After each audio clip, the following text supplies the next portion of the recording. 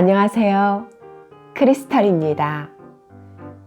이번에는 영국의 소설가이자 시인인 토머스 하디의 테스로 함께 하시겠습니다. 구독, 좋아요, 알림 설정 부탁드립니다. 27. 쨍쨍한 햇볕이 내리쬐는 대낮에 산과 골짜기를 넘어 말을 달린 에인절은 오후가 되자 낙농장이 훤히 내려다 보이는 어느 언덕에 다다랐다. 그 언덕에서는 습기가 풍부한 푸른 분지, 일명 바계곡이 훤히 내려다 보였다.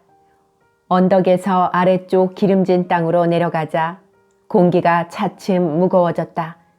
여름 과일과 안개와 건초와 꽃들의 향기가 이곳 분지에 가득 퍼져 있어 가축과 벌과 나비들까지도 나른해 보였다.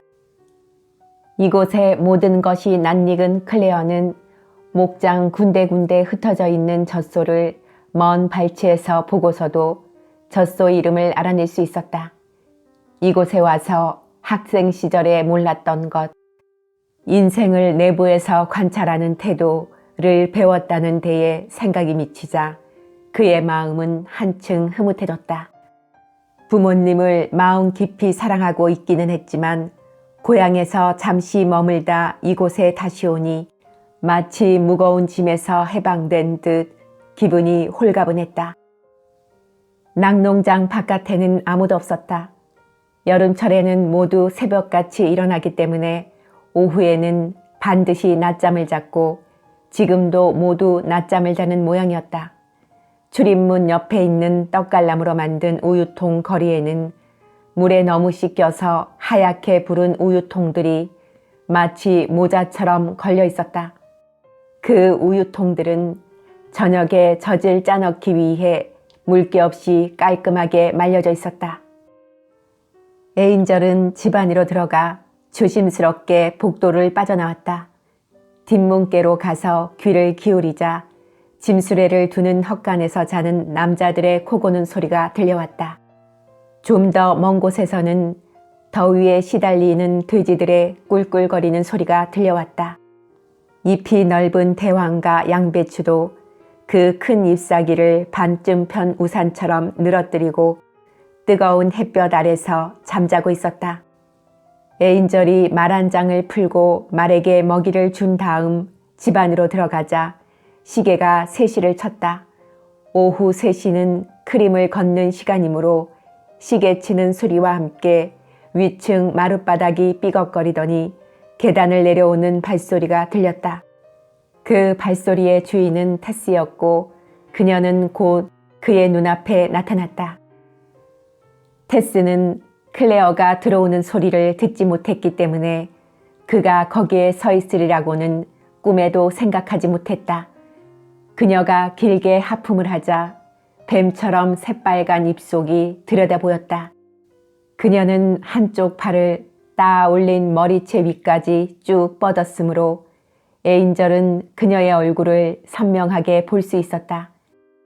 잠에서 막 깬 그녀의 얼굴은 붉게 상기되어 있었고 눈꺼풀은 눈동자 위로 무겁게 내리덮여 있어 넘칠 듯한 풍만함이 온몸에서 풍기는 것 같았다. 그것은 여인의 영혼이 육체로 표현되고 육체의 아름다움 속에서 정신이 돋보이는 순간, 다시 말하면 성 자체가 유난히 드러나는 순간이었다. 아직 잠이 덜 깬 무거운 눈꺼풀 속에서 그녀의 눈동자가 반짝 빛났다. 반가움과 수줍음과 놀라움이 야릇하게 뒤섞인 표정으로 테스는 소리쳤다. 어머, 클레어 씨, 깜짝 놀랐어요. 정말이지 전... 에인절이 사랑을 고백한 뒤 그들의 관계가 달라졌다는 사실을 깨달을 만한 시간적 여유가 없었지만 계단 바로 밑까지 다가오는 그의 다정한 모습을 보는 순간 테스의 얼굴에는 모든 것을 알았다는 듯한 표정이 떠올랐다. 클레어는 얼른 그녀의 허리에 팔을 감고 상기된 뺨에 입술을 갖다 대며 속삭였다. 보고 싶었어, 테스. 이제부터 그놈의 C자를 붙여서 날 부르지 말아요. 당신이 보고 싶어 이렇게 빨리 돌아왔잖소. 그의 열정에 들떠서 테스의 가슴도 두근거리며 뛰었다. 창으로 비춰든 햇살은 테스를 꼭 안고 문가의 빨간 벽돌 바닥에 서 있는 클레어의 등과 옆으로 약간 기울어진 테스의 얼굴, 관자놀이개의 파르스름한 힘줄이며 드러난 팔뚝과 목덜미, 그녀의 풍성한 머리채 구석구석을 비추었다. 옷을 입은 채로 자다 나왔으므로 그녀의 몸은 햇볕을 쬐는 고양이처럼 따뜻했다. 처음부터 그를 똑바로 쳐다볼 수 없었던 테스는 이윽고 살며시 고개를 들었다. 검은색에서 푸른색으로, 회색에서 보라색으로 햇빛에 반사되는 비단 같은 그녀의 눈동자를 에인절은 그윽하게 들여다보았다. 두 번째로 잠에서 깬 이브가 아담을 쳐다보듯 테스도 클레어를 바라보고 있었다. 크림을 거두러 가야 해요. 오늘은 데보라 할머니와 둘이서 일을 끝내야 하거든요. 크릭 부인은 주인님과 장에 가셨고 레티는 몸이 아파요. 나머지 일꾼들은 모두 외출 중이라 저녁 때가 돼야만 돌아올 거예요. 그들이 우유 창고로 들어가자 데보라 할멈이 계단 위에 나타났다. 클레어는 그녀를 쳐다보며 말했다. 데보라, 지금 막 돌아왔어요. 아주 피곤해 보이는데 굳이 내려오지 않아도 괜찮아요. 내가 테스를 돕겠어요. 아마 이날 오후 텔보데이스 낙농장의 크림은 제대로 거치지 않았으리라. 테스는 꿈을 꾸는 듯한 기분이어서 평소에는 눈에 익숙하던 모든 것이 도무지 뚜렷하게 보이지를 않았다. 크림 걷는 국자를 식히기 위해 펌프 밑에 갖다 댈 적마다 손이 부들부들 떨렸다. 클레어의 애정이 너무나 열정적이어서 그녀는 마치 뜨거운 햇볕을 쪼인 식물처럼 오그라드는 것 같았다. 클레어는 다시 테스를 자기 쪽으로 끌어당겼다. 테스가 우유통 가장자리에 졸아붙은 크림을 떼려고 집게 손가락으로 휘젓자 그는 그녀의 손가락을 빨아 깨끗하게 해주었다. 낙농장의 자유스러운 풍습이 지금의 경우에는 퍽 편리해졌다. 언제고 해야 할 일이 있으니까 지금 말하는 게 좋겠군. 지난 주일 우리가 풀밭에서 만난 뒤 지금까지 계속 생각한 문제인데 내겐 아주 중요한 일이오.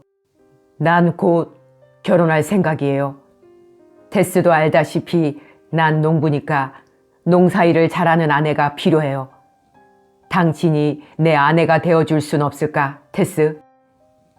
일시적인 충동이 아니라 건전한 판단 아래 그런 청혼을 한다는 것을 테스에게 알려주기 위해 그는 이런 식으로 이야기를 꺼냈던 것이다.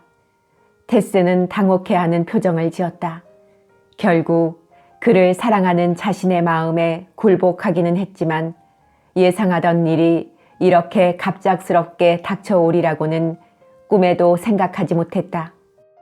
클레어 자신도 사실은 이처럼 성급하게 말할 생각이 없었는데 결국은 고백하고 말았던 것이다.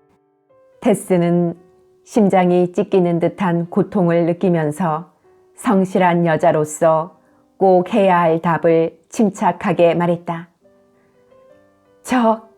클레어 씨, 나는 당신의 아내가 될 수 없어요. 그건 불가능한 일이에요.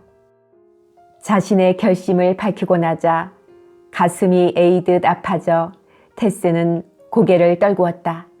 뜻밖의 대답에 어리둥절해진 클레어는 그녀를 한층 힘껏 포옹하면서 물었다.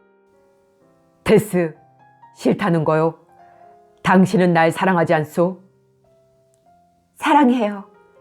사랑하고 말고요. 내가 만일 결혼한다면 이 세상 누구보다도 당신의 아내가 되고 싶어요. 하지만 난 당신의 아내가 될 수 없는 여자예요. 고통 가운데에서도 그녀는 침착한 음성으로 성실하게 대답했다. 클레어는 두 팔을 뻗어 그녀를 확 잡아당겼다. 테스, 약혼한 사람이 있는 거요? 천만에요. 그런 건 절대 아니에요. 그럼 왜 안 된다는 거지? 난 결혼하고 싶지 않아요. 결혼 같은 건 생각해 본 적도 없고 할 수도 없어요. 그냥 당신을 사랑하고 싶어요. 도대체 왜 그러지? 무슨 말이든 해야 했으므로 그녀는 머뭇거리며 말했다. 당신 아버님은 목사이시고 어머님은 당신이 나 같은 여자와 결혼하는 걸 반대하실 거예요. 어머님은 당신이 가문 좋은 집안의 딸과 결혼하기를 바라실 거예요. 바보 같은 소리. 벌써 부모님께 말씀드렸단 말이오. 난 부모님께 그 말씀도 드릴 겸 해서 집에 갔던 거요. 아무래도 안 되겠어요. 절대로 안 돼요. 정원이 뜻밖이어서 그러는 거요? 네, 그래요. 테스, 만약 생각할 시간이 필요하다면 잠시 청혼을 미루겠소. 사실 집에서 돌아오자마자 이런 얘기를 한 건 너무 성급한 짓이긴 해. 당분간 아무 말도 않겠소. 테스는 펌프물에 크림 걷는 주걱을 식힌 다음 다시 일을 시작했다. 그러나 전처럼 일이 잘 진전되지가 않았다. 우유에 복판을 쑤시기도 하고 헛손질을 하기도 했다. 가슴 저 밑바닥에서 치미는 슬픔 때문에 그녀의 두 눈에 눈물이 가득 고였다. 그 슬픔의 이유를 가장 친한 친구이며 사랑하는 사람인 클레어에게조차 말할 수 없는 자신의 처지가 서글펐다. 크림을 못 걷겠어요. 안 되겠는걸요. 고개를 옆으로 돌리면서 테스가 말했다. 사려 깊은 클레어는 더 이상 테스의 마음을 어지럽히거나 일을 방해하지 않으려고 부드럽게 다른 이야기를 꺼냈다. 테스는 내 부모님을 오해하고 있어요. 그분들은 순박하고 야심도 없는 보기 드물게 좋은 분들이에요. 그분들은 요즘 얼마 안 되는 복음주의 교인들이신데, 테스, 당신은 복음주의 교인이 아니오? 모르겠어요. 교회에는 주일마다 나가죠? 네. 당신이 다니는 교회 목사가 어느 종파에 속하는지 알아요? 주일마다 설교를 들으면서도 테스는 이곳 교회 목사가 어느 교단에 속하는지 모르는 것 같았다. 그녀는 어쩌면 기독교보다 범신론에 가까운 자신의 신앙에 대해 아는 대로 솔직하게 이야기했다. 그녀의 말이 너무 진솔했으므로 그녀가 어느 교파에 속하든 아버지가 신앙 문제로 결혼을 반대하지는 않으리라는 확신이 들었다. 어느 시인이 노래했듯이 그는 그녀의 신앙심을 들먹여서 그녀의 마음을 어지럽히고 싶은 생각은 추호도 없었다. 그대 방해하지 말라 기도하는 누이를, 어린 마음에 그리는 천국과 행복의 꿈을 은근한 풍자로서 어지럽히지도 말라. 명랑한 하루하루를 보내는 그의 삶을. 클레어는 화제를 다른 곳으로 돌려 집에 갔을 때 일어났던 일과 아버지의 생활 신조 등에 대해 이야기하기 시작했다. 테스의 마음도 차츰 안정되어 크림을 거들 때도 이젠 손이 떨리지 않았다.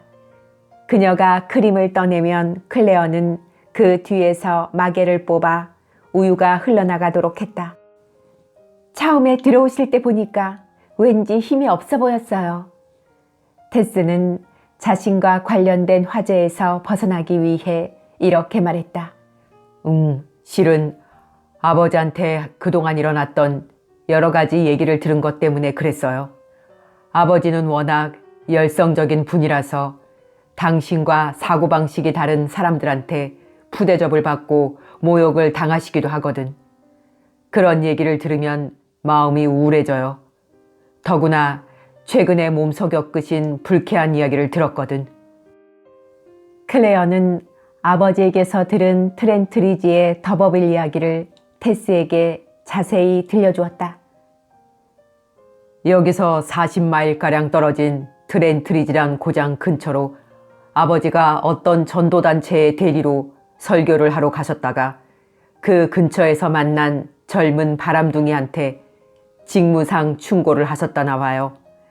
그 고장의 아무개라는 지주의 아들이라는 그 젊은 녀석은 눈먼 어머니랑 산다는데 아버지가 그 녀석한테 충고를 하자 한바탕 소동이 났었대요.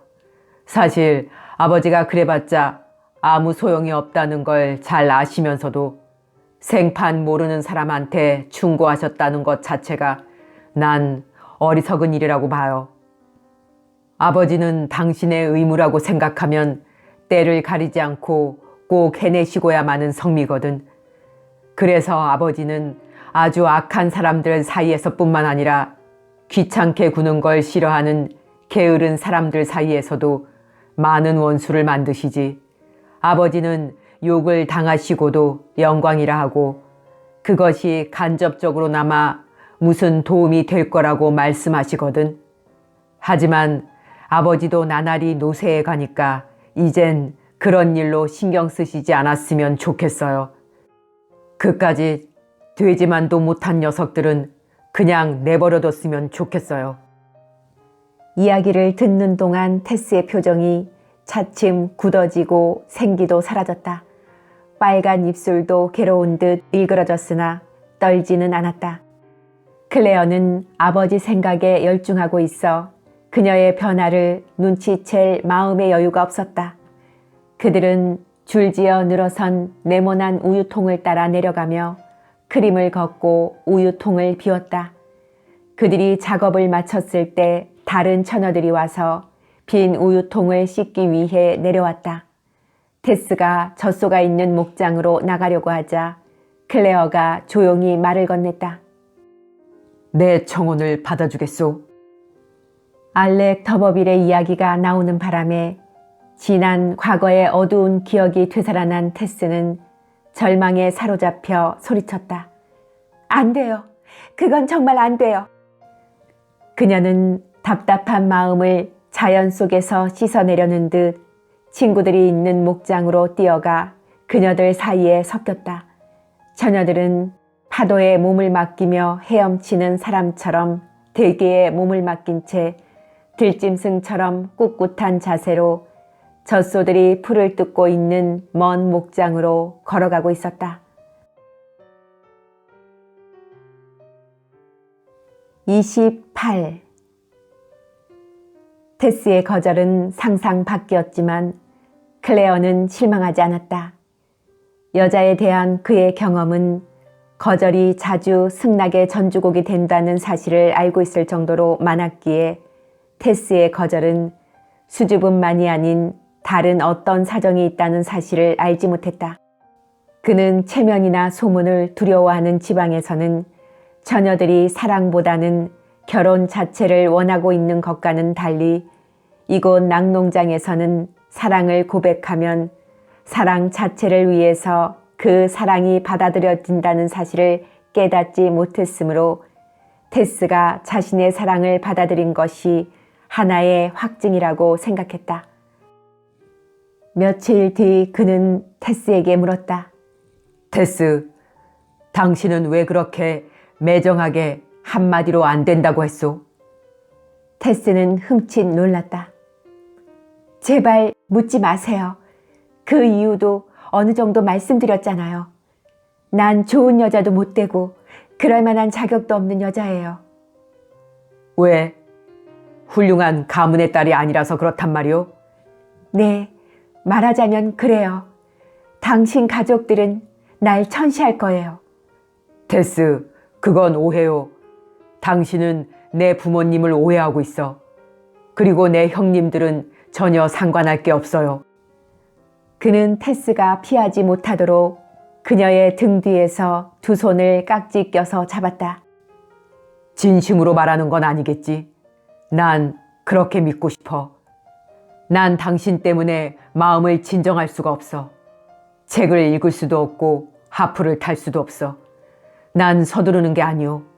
다만 난 당신이 언젠가는 내 아내가 돼주겠다는 말을 당신의 부드러운 입술로 말하는 것을 듣고 싶을 뿐이오. 그것이 언제라도 괜찮소. 내 아내가 되어줄 수 있죠. 테스는 고개를 저으며 에인절을 외면했다. 그는 테스의 얼굴을 들여다보며 마치 상형 문자라도 읽듯 그녀의 표정을 유심히 살폈다. 그녀의 거절은 진정인 것 같았다. 그렇다면 당신을 이렇게 안고 있어서는 안 되지. 그렇지 않소? 당신이 어디에 있든 찾아다닐 권리도 없고 같이 산책할 권리도 내겐 없단 말이오. 솔직히 말해봐요. 다른 남자를 사랑하고 있는 건 아니오? 그는 가까스로 감정을 누르며 힘없이 말했다. 그렇지 않은 줄은 나도 알아. 하지만 당신은 날 거절하지 않았소. 난 거절하지 않았어요. 오히려 당신이 날 사랑한다는 말을 해주기를 바라고 있어요. 나하고 함께 있을 때에는 언제든지 그렇게 말해도 괜찮아요. 난 조금도 언짢게 생각하지 않아요. 그러나 날 남편으로 받아들일 수 없단 말이지. 네. 하지만 그것도 당신을 위해서예요. 정말이에요. 제발 내 말을 믿어주세요. 난 혼자 행복해지기 위해서 당신의 아내가 될 수는 없어요. 난 그런 짓은 할 수가 없어요. 날 행복하게 해줄 사람은 당신밖에 없어. 물론 그렇게 생각할 수도 있겠지만 당신은 아무것도 모르잖아요. 이런 달콤한 입씨름이 있은 후에 그녀는 멀리 있는 젖소에게로 가거나 좀 한가한 시간이면 방으로 들어가 그의 진심을 받아들일 수 없는 자신의 처지를 슬퍼하곤 했다. 마음의 갈등은 가혹할 정도로 컸다. 마음이 온통 클레어에게 기울어 있었기 때문에 가련한 양심 하나로 불타오르는 두 개의 심장과 싸우지 않으면 안 되었다. 그녀는 이곳 낙농장으로 올 때의 굳은 결심을 허물고 싶지 않았다. 아무것도 모르고 자신에게 청혼한 그에게 괴로움을 안겨주게 될 일을 시작하고 싶지가 않았다. 의식이 분명할 때 양심이 결정한 일을 지금 와서 뒤집을 수도 없는 노릇이었다. 그녀는 괴로움에 못 이겨 혼자 중얼거렸다. 나의 지난 얘기를 그이에게 들려줄 사람이 왜 하나도 없을까? 내 소문이 이 고장에까지 퍼지지 않았다니 이상한 일이야. 내용을 아는 사람이 있음직도 한데. 그러나 그 일을 아는 사람은 하나도 없었고 클레어에게 그 이야기를 해주는 사람도 물론 없었다. 그런 얘기가 오고 간 후 2, 3일 동안 두 사람은 아무 말도 하지 않고 지냈다. 그녀는 같은 방 친구들이 클레어와 자신의 사이를 알고 있다는 것을 그들의 슬픈 표정으로 알 수 있었다. 그들은 또한 테스가 클레어의 마음을 받아들이지 않고 있다는 것도 알고 있었다. 테스는 자신의 생이 요즘처럼 격렬한 기쁨과 심각한 고통의 두 가지 실로 엮어졌던 때를 겪어본 적이 없었다. 테스가 에인절과 다시 둘이서만 남게 된 것은 치즈를 만들 때였다. 처음에는 낙농장 주인도 함께 일을 했다. 그의 부인과 마찬가지로 크릭도 요즘에는 두 사람 사이에 싹튼 애정을 눈치챈 듯 하였다. 그러나 두 사람이 워낙 조심스럽게 행동했기 때문에 막연한 느낌으로만 알고 있을 뿐이었고 그는 곧 자리를 떠났다. 그들은 굳은 우유 덩어리를 통에 넣을 수 있도록 잘게 봐수었다. 마치 커다란 빵덩어리를 봐수는 것과 같았다. 흰 우유 덩어리를 만지는 테스의 손은 분홍 장미 빛깔이었다. 굳은 우유 덩어리를 큰 통에 담고 있던 에인절은 문득 일손을 멈추고 그녀의 손 위에 자신의 손을 얹었다. 테스는 소매를 팔꿈치까지 걷어올리고 일을 하고 있었는데 그는 몸을 굽혀 부드러운 그녀의 팔 안쪽에다 입을 맞추었다. 9월 초순의 날씨는 아직 무더웠지만 굳은 우유 덩어리 속에 잠긴 테스의 팔은 갓 따온 버섯처럼 축축하고 차가웠으며 우유 맛이 났다. 감각이 예민한 그녀는 그의 입술이 팔에 닿자 심장의 고동이 빨라지고 팔이 화끈 달아오름을 느꼈다.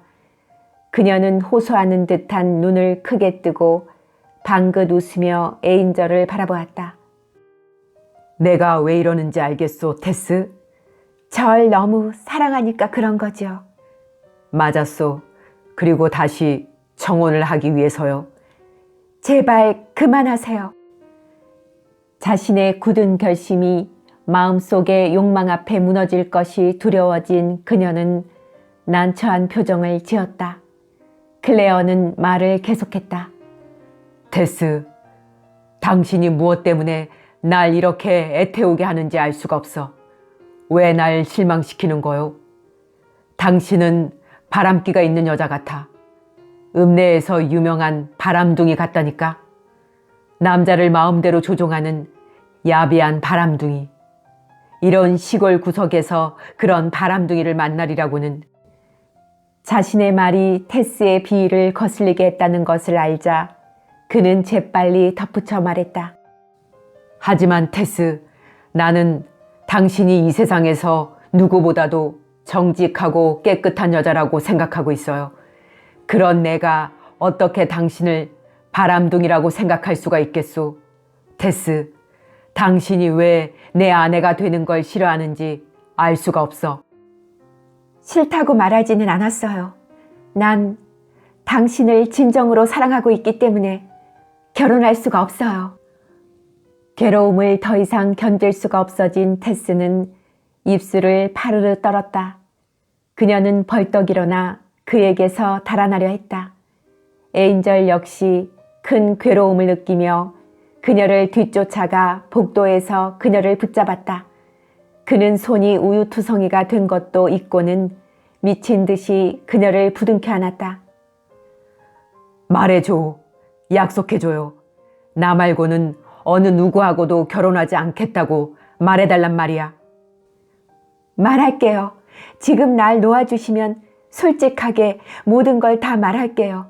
내 과거, 내가 겪은 모든 일을 이야기할게요. 당신의 과거? 좋아. 얼마든지 해봐요. 나의 테스는 오늘 아침 가 피어난 나팔꽃만큼이나 많은 경험을 가지고 있을 거야. 무슨 얘기를 해도 괜찮지만 내 아내가 될 자격이 없다는 말은 제발 하지 말아요.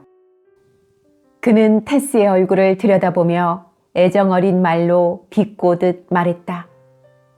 네, 이제 그런 말은 하지 않도록 조심할게요. 그런데 내 얘기는 내일이나 다음 주일쯤에 할게요. 그럼 일요일이 어떻겠소? 네, 일요일에 하죠. 마침내 그 자리를 벗어난 그녀는 마당의 나지막한 곳에 있는 버드나무 숲에 이를 때까지 발걸음을 멈추지 않고 걸었다. 그곳에는 갈대가 무성하게 자라고 있었고 그녀는 흔들거리는 갈대밭에 몸을 내던지고 끊임없이 밀려오는 괴로움에 몸을 떨었다. 그러나 한편으로 솟아오르는 억누를 수 없는 기쁨이 앞으로 결과가 어떻게 될까 하는 두려움을 억눌러 버리기도 했다. 사실 그녀의 마음은 클레어의 청혼을 받아들이는 쪽으로 기울고 있었다.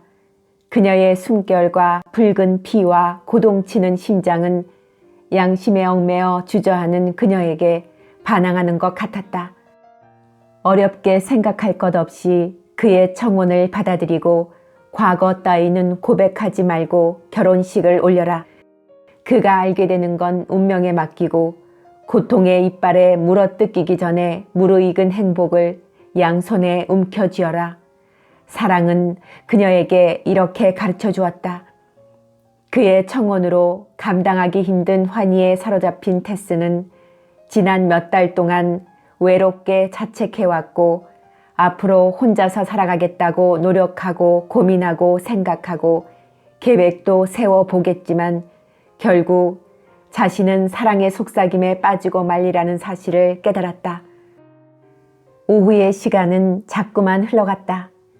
테스는 한동안 움직이지 않고 버드나무 숲 갈대밭에 앉아 있었다.